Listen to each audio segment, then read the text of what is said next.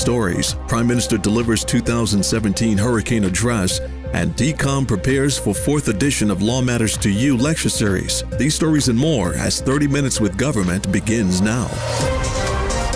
From the Department of Communication in Phillipsburg, this is 30 Minutes with Government with Cedric Peterson.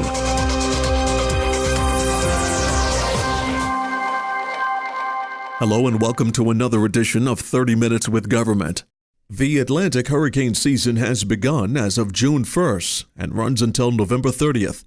Hurricane experts have predicted an above-normal season this year with 11 to 17 tropical storms, 5 to 9 hurricanes, and 2 to 4 major hurricanes of Category 3 or above. In light of this forecast, Prime Minister the Honorable William Marlin has issued his 2017 hurricane address. Hurricanes are no fun. Believe me, I speak from personal experience and from having to go through one of the worst hurricanes this island has ever seen some 22 years ago. On June 1st, 1995, as the Atlantic hurricane season officially began, nobody could have predicted then that St. Martin would have been hit by a Category 4 monster called Luis. No one could have stopped it either, and many of us were caught literally with our pants down.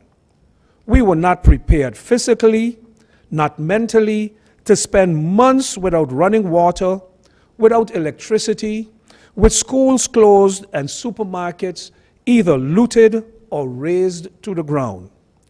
There was nothing romantic about eating dinner with candlelight. There was nothing safe about using blue tarpaulins as roof. But we have come a long way since those days of anguish and pain. We have learned some valuable lessons about hurricane preparedness, but we have, maybe because of the lull in recent years, began to slip slowly back into complacency and inaction. The fact that we have not been hit by a major storm in several years does not mean we should let our guards down. And no matter what the hurricane experts may forecast, all it takes is one bad storm to hit us or any of our neighboring Caribbean islands for us to feel the devastating effects of hurricanes. This is why our motto should be like that of the Boy Scouts, to be prepared at all times.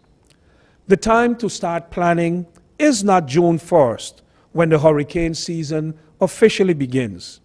In fact, recent history has shown that since 2014, we have been having storms systems forming in the Atlantic prior to June 1st. This year, for example, the first named storm, Arlene, formed in April. So the time for planning, therefore, should be before June 1st. We tend to think that we have all the time in the world to get ready. The 48-hour advance warning of an approaching hurricane is not enough to stock up, fix our roofs, clear our yards of debris, etc., which are all part of the normal preparedness experience. The fact is, if you have not yet begun preparing for the hurricane season, you need to start right now. All the government agencies charged with disaster preparedness are getting in high gear to make sure that, God forbid, should we have to go through any storm during this season, everything will be in place to mitigate its effects as much as possible. But like charity, good preparedness begins at home. It is time to check your hurricane preparedness plan, starting with the roof of your house and or business to your personal and family hurricane kit, as well as your insurance papers. While government will do everything it can to assist in the case of disaster, government cannot do it alone. My advice, therefore, is that we should all be prepared as best as we can. I would also like to urge you to pay keen attention to announcements from the Office of Disaster Management and other government agencies and follow their instructions whenever these are issued for your own safety and the safety of your family and others. The first priority is to avoid any loss of lives. Have a safe hurricane season.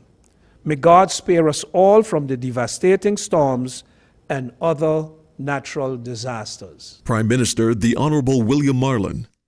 The Department of Communication within the Ministry of General Affairs is scheduled to hold its 4th edition of the popular lecture series, The Law Matters to You, on Tuesday, June 6th at the University of St. Martin at 7 p.m. The lecture series is done in collaboration with the University of St. Martin and will feature attorney at law Ms. Zelena Barry, who will provide an introduction to criminal law. 30 Minutes with Government spoke to Ms. Barry and got a brief insight into the topic of criminal law. Criminal law, it's a very vast, expansive expression, but basically it pertains to whenever the government, in the person of, or the institution of the Public Prosecutor's Office, that they prosecute alleged crimes. So something happened, it's against the law, a crime. The prosecutor's office goes in, they conduct the investigation, they highlight a suspect or multiple suspects, and they try to bring those suspects to justice by getting a conviction in court. So basically, in criminal law, you're going to have the public prosecutor's office trying to get, let's say, the bad guys. But they're not always bad guys. That's the interesting part of it. How does criminal law differ from civil law? Well, in criminal law, as I said before, you're going to have the government. That's going to be one of the parties in the case, and the government being the public prosecutor's office. Some people don't realize that the prosecutor's office is functioning as an extension of the government, because for the people. So a crime has been committed on St. Martin.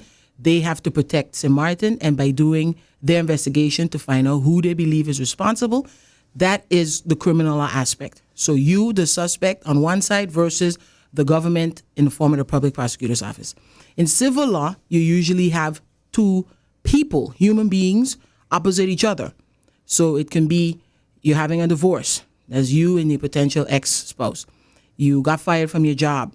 That's you and your potential ex-employer. You have a land dispute. You have an issue that you inherited a house and your brother and sister are doing difficult. There's typically two or groups of individuals versus each other. Whereas in criminal law, it's the government on one side and an individual or group of people on the other side. But to be clear, in civil cases, it doesn't have to always be individuals, because the government can also contract. So it could be they have a contract where they're renting a house and they don't pay, then that would be a civil court. Not because it's the government, it's automatically criminal. That's not always the case either. What are the objectives of criminal law? By objectives, I think you mean what is the goal? What was the point of having criminal law in the first place? Well, we can discuss the philosophy of it and how we came to be with criminal law in the first place. But basically, they want to make sure that if a crime is committed, they bring the people that are responsible for that to justice, quote unquote. And that means getting a conviction in a court of law in front of the judge handling criminal cases for this crime that has been committed. What are the various aspects of criminal law? By aspects, I think you mean what different areas within criminal law can you possibly have to deal with? Well, we can have a situation where two fellas go to a bar, they get in a fight about some outside chick. That's a fight. That's a criminal act if someone abuses another person. So you can have crimes where the crime pertains to people. So a fight, a stabbing, a murder. But it can also pertain to goods. So you damage a property. You go inside another person's house and you take out their property. It can also have to do with the safety of the government itself, the country, St. Martin. So you set a fire. You endanger people's lives by yelling, there's a fire, or we see sometimes they say there's a bomb on the plane. Those are all crimes, but it's not necessarily a person that's on opposite side. It's the safety of the country. It could be another individual. It could be goods that are being damaged. And the criminal law aspect deals with all of those different variants of breaking the law. Does Dutch criminal law differ from other countries? And if so, how so? It differs significantly in many different aspects. Way too long to discuss in our short interview here, but in our Dutch kingdom, in our St. Martin, if you're accused of a crime and you go to court, the person who will be making that decision in first instance is one judge. He will be accompanied with a court clerk. You'll have the public prosecutor, as I said before, from the government island, St. Martin, and that's it. You're going to have your lawyer, you, the translator, the prosecutor, the judge, and the court clerk. In America, for example, they have a jury system. So the judge is there, but they're almost more like to make sure everybody's playing by the rules, but ultimate decision as to who's guilty and who's innocent will not be made by him or her. It will be made by the jury of your peers. And we've had extensive literature about, is that really the case? Is it really your peers? You know, you're being charged, for example, with tax evasion, and there are complicated accounting principles at play. And the people on the jury may be, you know, while very intelligent, they may not have the background in accounting, forensic accounting and auditing, etc. So it may not be your peers. But here we don't have a jury system. We have a judge who's going to listen to both sides, and he has a much more active role because now he will be asking or she will be asking questions. The prosecutor can ask you questions, and their goal is, and to draw a reference to civil law, the judge in a criminal case has a much more active role, and he has a lot more leeway because his goal is to find out what happened. The prosecutor is going to present their version of events. There was a robbery. Tom was involved. We believe it's Tom because, and they'll highlight their reasons. But the judge can't just take what the prosecutor says and say, well, since he's here and they said it's Tom, it must be Tom. He's going to actively ask you questions. Well, where were you? And who was there? And did you know this? And what was your role? And that is the difference between the American system, where the judge is going to have, you know, you see the lawyer jumps up in dramatic fashion. Your Honor, object, and overruled and sustained. We don't have that here. The judge is going to keep order in the court, obviously, but we don't have a jury system, and their ways of governing the criminal process is very different. What can the citizens expect for Tuesday, June 6th, for the Law Matters to You lecture series, Introduction to Criminal Law? Well, I try to do these speeches on a very personal basis, in the sense of down to earth. I don't want to bog down the audience with references to articles and jurisprudence, because if it gets too technical, quite frankly, it gets too boring. I want to use examples from real life St. Martin instances where we have. I want to give you an idea. If you're arrested, for example, what are your rights? How long can they detain you? What are your options if after you've gone through the whole criminal proceedings, you turn out you're innocent or you've been acquitted? What options do you have if you're one of the suspects in a group of suspects and somehow you feel you're not connected, or somebody says you are connected? When do the police have the right to come in your house? We have this new thing now. I think that's going to be a hot topic. The AFPAC team, they're calling it, but I think the English translation is the Asset Recovery Team. It's been a big topic on the floor of Parliament and within the media, because the government coming for your home, you know, that's not quite what it is. As I made sure I call the chief public prosecutor here, Tom Mann, this morning actually, to verify, listen, what's happening? People are concerned about their assets, if you want to call it that, and they're very concerned to be wrongly labeled criminals. And he gave me a brief description about what exactly the intention is, and I plan to relay that, not on behalf of the public prosecutor's office, because 9 times out of 10 when I'm in there, we're semi-enemies. I don't want to use the word too hard, but they don't like to see me and I don't like to see them, because we're both fighting for different sides of the coin. They're trying to get a conviction for somebody that they believe is guilty, and I'm trying to make sure that the police and the public prosecutor that say they're going for justice and to hold you accountable to the law, that they too hold themselves to the law, that they don't cut any corners, and that we don't get tunnel vision because, well, you know, Mr. Peterson, there was that time when he had do that thing 10 years ago, and now something like that happened, so it got to be him. You know, no, you need somebody that's going to make sure that they fight for you at all costs. But it's important that the public gets a good understanding without having it too skewed with the say and the melee. Get a better insight. So come, I want the room to be filled. I want people to come listen to what I have to say, and of course ask questions, because I understand that was important to me, that they be able to ask their questions, and I want to answer them to the best of my abilities. But if you don't come, you can't ask the questions. And I want us to know, because Sometimes people get arrested and it's the very first time they've ever been in anything with the law at all. And when you do a lot of criminal law cases, as I do, you don't only have to deal with the suspect. You have the mother that calls you crying. I mean, sometimes for the prosecutor's office, they have a dilemma because you have the wife calling and the by-side calling. As the lawyer, you getting calls from 25 people, including the teammate, the church mate, the employee, and then you have to be like, whoa, let's keep it safe, let's keep it clear. The objective is to represent the suspect themselves and not everybody no matter who concerned. But come and find out what your rights are, and let's see if we could keep the government honest. Attorney at Law, Ms. Zelena Barry. Stay tuned. More stories still ahead as 30 Minutes with Government continues after these public service announcements.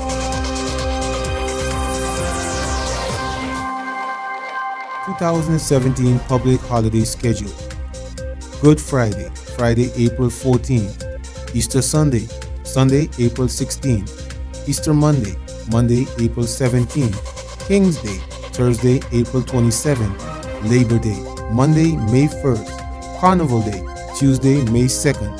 Ascension Day, Thursday, May 25th. Whit Sunday, Sunday, June 4th. Emancipation Day, Saturday, July 1st. Constitution Day, Monday, October 9th. St. Martin's Day, Saturday, November 11th. Christmas Day, Monday, December 25th. Boxing Day, Tuesday, December 26th. And New Year's Day, Monday, January 1st, 2018. The 2017 public holiday schedule can also be viewed on the official website of the Government of St. Martin, www.stmartingov.org. This is 30 Minutes with Government with Cedric Peterson.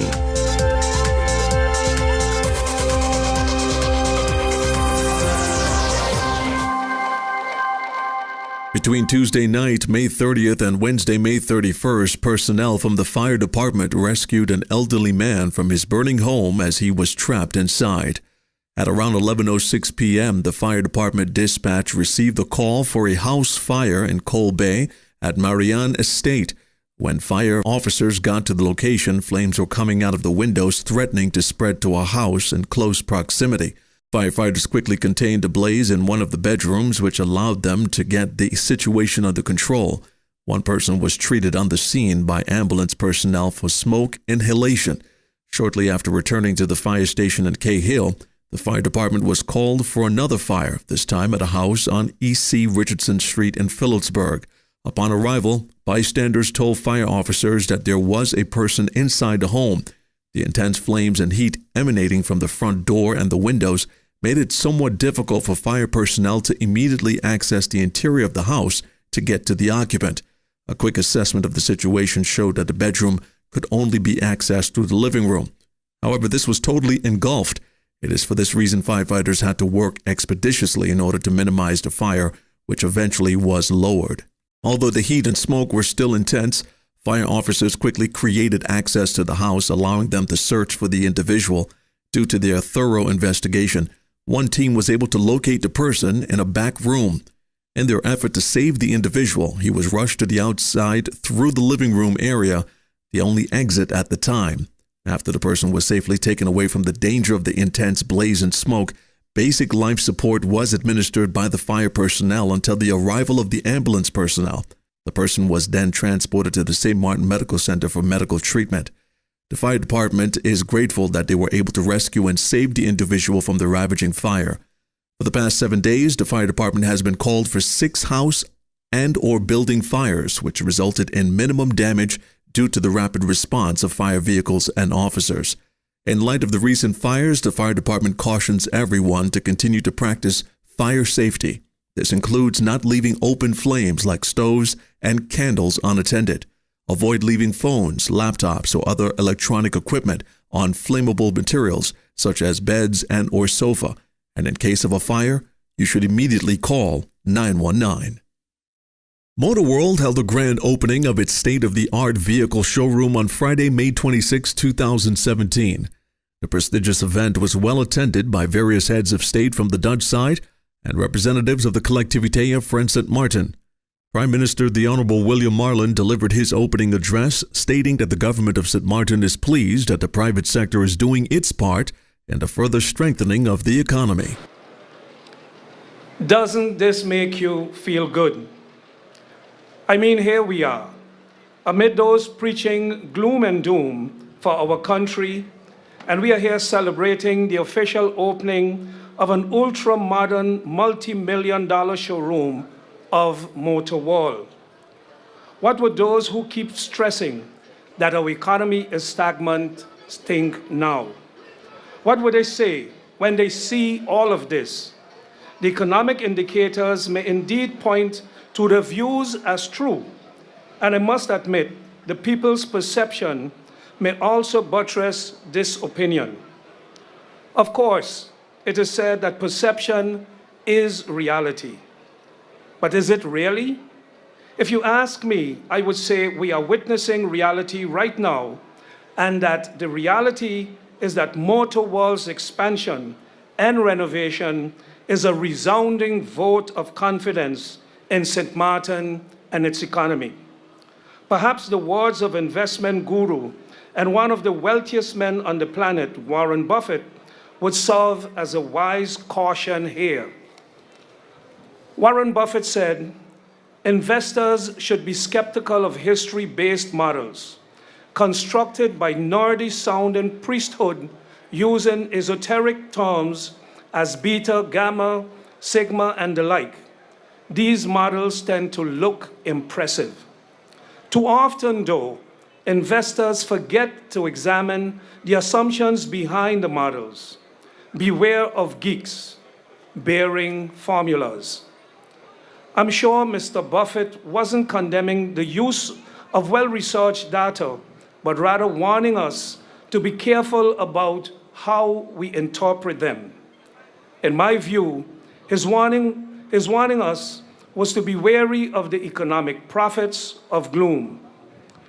With his brand new showroom, the automobile sector in St. Martin has received not only a beautiful facelift, but is announcing to the world that we too are ready to compete at an international level.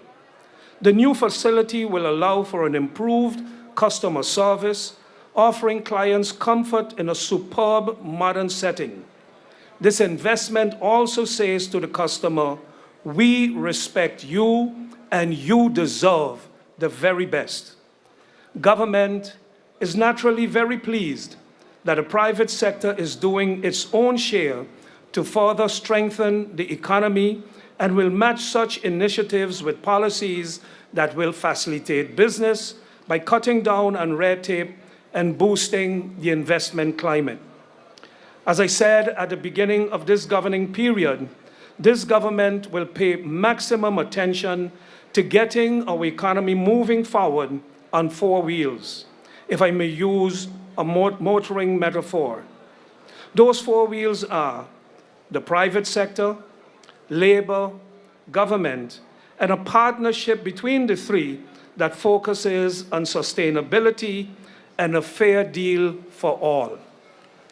The construction of this swank showroom, apart from an injection of a huge sum of money into the economy, also provided jobs, and I'm certain will continue to do so in the future.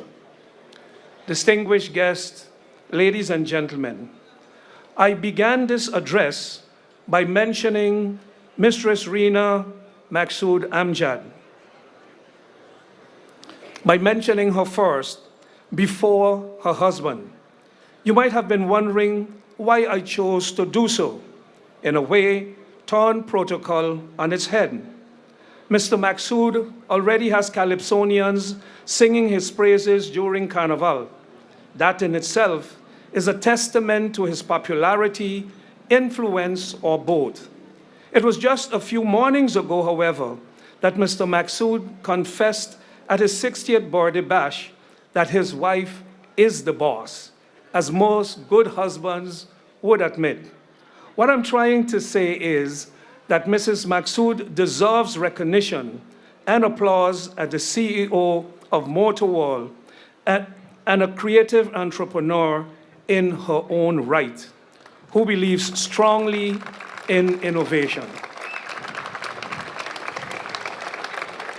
I call her the Iron Lady.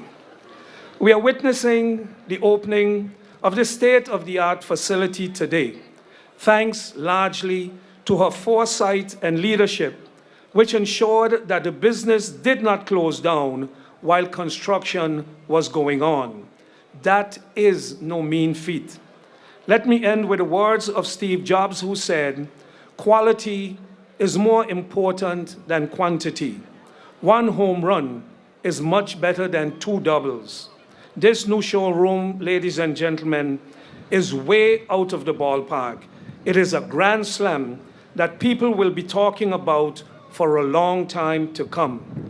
Congratulations to everyone involved in making this beautiful facility a reality. And on behalf of government, and on behalf of my wife and myself, I wish Rena and Mac and the rest of the family continued success, and may God continue to bless you all.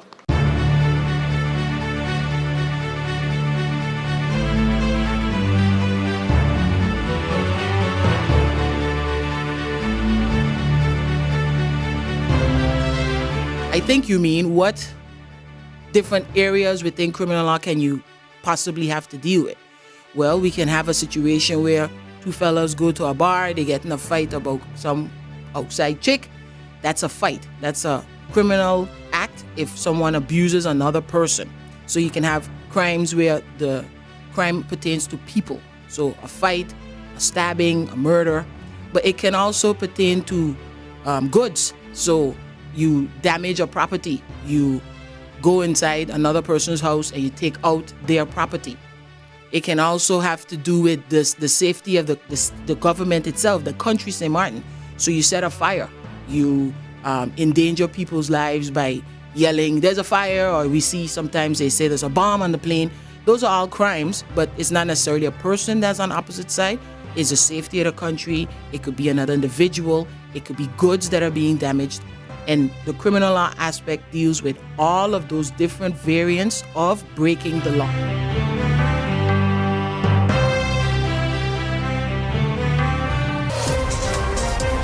That brings us to the end of this edition of 30 Minutes with Government. Be sure to visit the Government of St. Martin Facebook page and give us a like.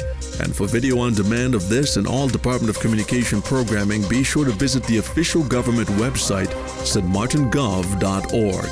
I'm Cedric Peterson. On behalf of the Government of St. Martin and all of us here at the Department of Communication, thanks for tuning in.